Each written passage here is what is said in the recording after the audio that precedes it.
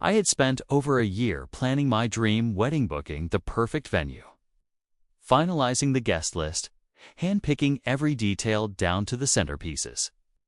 It was supposed to be the most important day of my life, but then my sister, my own flesh and blood, decided to hijack it. Just weeks before the ceremony, she casually announced her baby shower would be held on the exact same day. Same time, same city, and worse. Half my guest list was on hers too. She thought I'd cave. She thought I'd cancel and hand her the spotlight. She underestimated me. What followed was a war of invitations, betrayals, and a final act no one saw coming, not even her dot. Chapter 1. Save the date or sabotage.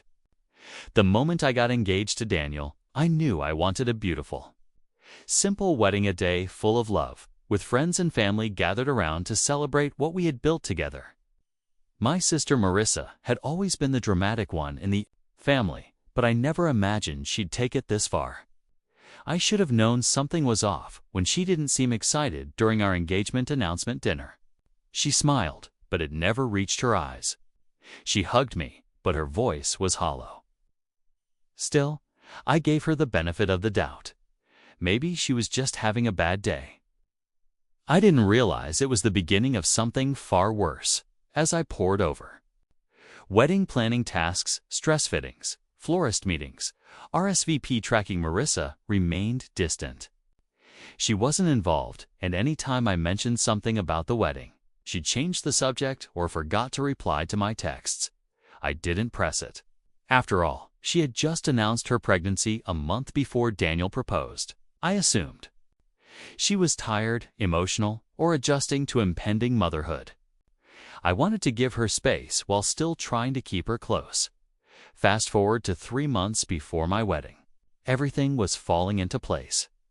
We had booked the venue, finalized the seating arrangements, and even gotten a custom cake topper, with miniatures of us holding our rescue dog, Miso. Then came the bombshell. An email invitation from Marissa popped into my inbox. Subject: baby shower bash. Date: the exact same day as my wedding. Time: 2 p.m. right in the middle of my ceremony. Location: our parents' house. I froze. At first, I thought it was a mistake. There was no way she had scheduled it knowingly. But as I opened the invite and scrolled through the guest list, my heart sank. It wasn't just some casual shower. It was an event, decorators, catering, live music, and yes, even a social media photographer. And the worst part? At least 60% of my wedding guest list was on hers too. I called her immediately. Marissa, what is this? You planned your baby shower on my wedding day? Oh, did I? I didn't even notice. That's crazy timing, she said, a little too sweetly. Are you serious? How could you not know? You were on my wedding planning group chat. You got the save the date months ago. She paused. Well, it's the only weekend that worked for my friends, and honestly, I can't revolve my life around your wedding. Babies are more important. I couldn't believe what I was hearing. It wasn't a mistake. It was deliberate. That night, I vented to Daniel, who was furious on my behalf. This is petty sabotage, he said. She's trying to force people to choose. But I didn't want to escalate. Not yet. So, I did what any confused, hurt bride-to-be would do. I sent out a calm message to family and friends, acknowledging the coincidence, letting them know I understood if they felt conflicted, and that I wished. Marissa, well, the responses were mixed. Some people reached out in private, telling me they thought what Marissa was doing was low. Others said they were torn but would attend the baby shower since it was family-oriented. Worst of all, even my parents were evasive about which event they were attending. It hurt deeply, but I wasn't about to let my sister ruin my wedding. If she wanted war, I could play nice until it was time to win. Chapter 2. The War of Invitations. The days leading up to the wedding became more about who was siding with whom than about flower arrangements and honeymoon plans. My mother, usually. The voice of reason, refused to mediate. "Marissa's pregnant," she said. "She has a lot on her plate. Maybe you can reschedule." Reschedule. My wedding. Daniel stepped in. "Absolutely not. We don't adjust our lives for tantrums." But Marissa wasn't. Done, she began sending out personalized texts to people, subtly guilting them into attending her baby shower. She hinted that I was too obsessed with aesthetics and that she was celebrating life, not vanity. Some people actually believed her. That's when I decided I wasn't going to beg for loyalty. I would give people the choice, but they'd have to live with it. With Daniel's help, we added a section to our wedding website titled "Why This Day Matters."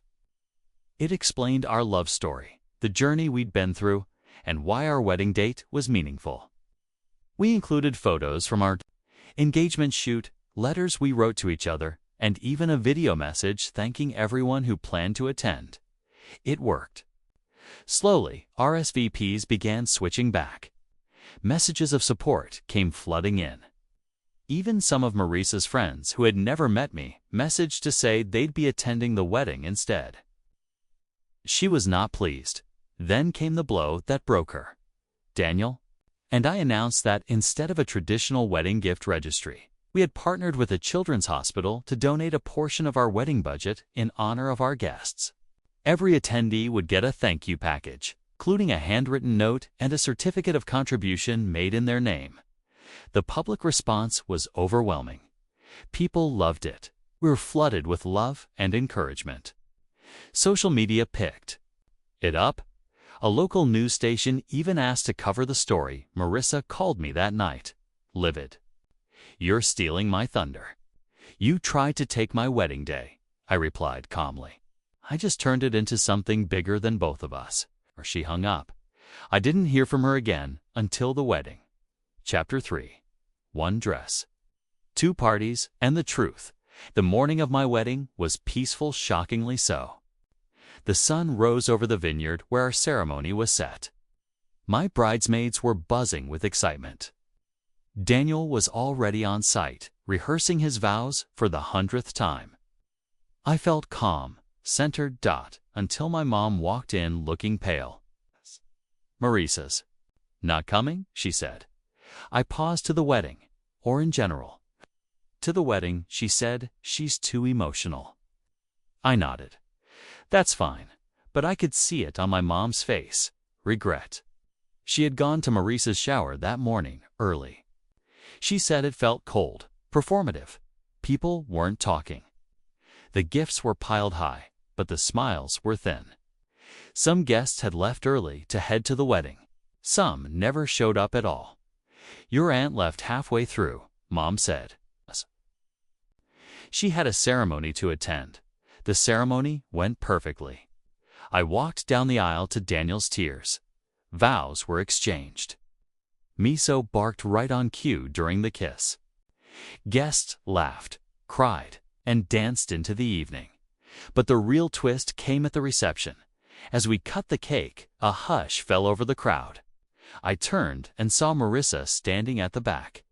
She looked, defeated, no entourage. No baby shower glow.